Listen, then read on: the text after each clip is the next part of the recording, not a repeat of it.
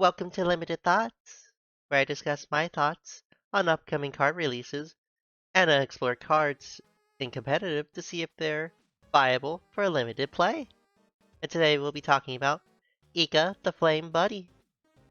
It's a level 4 fire warrior monster that has 1500 attack and 200 defense.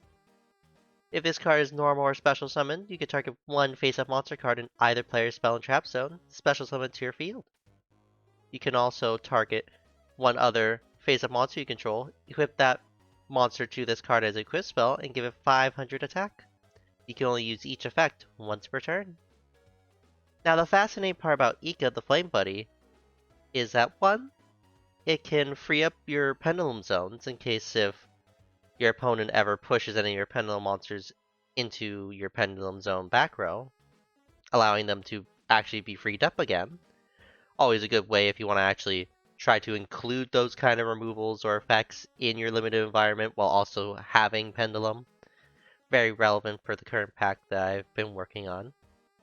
As well as its actual stat line of being 1500 attack and 200 defense makes it the same stat line as all of the Charmer familiars, which have specific effects that allow you to either special summon them from the grave or from the deck when they're destroyed. And Ekka is able to work with any deck that puts a monster card in the spell trap zone, and against any deck that does that as well. So if you're focused on equipping monsters to specific things, or focused on making monsters into continuous spells or traps, this card is instantly a way to interact with your opponent in that way against their cards, or allows you to extend on your own. It has a lot of utility. It's a pretty well-stated card. I would say the best place for it would be Infernoble, as it's another fire warrior like the rest of the archetype.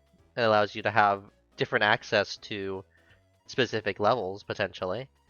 But generally speaking, it's a very strong card that allows you to have a whole bunch of different ways to explore your limited environments. And those are my thoughts. I hope you all enjoyed.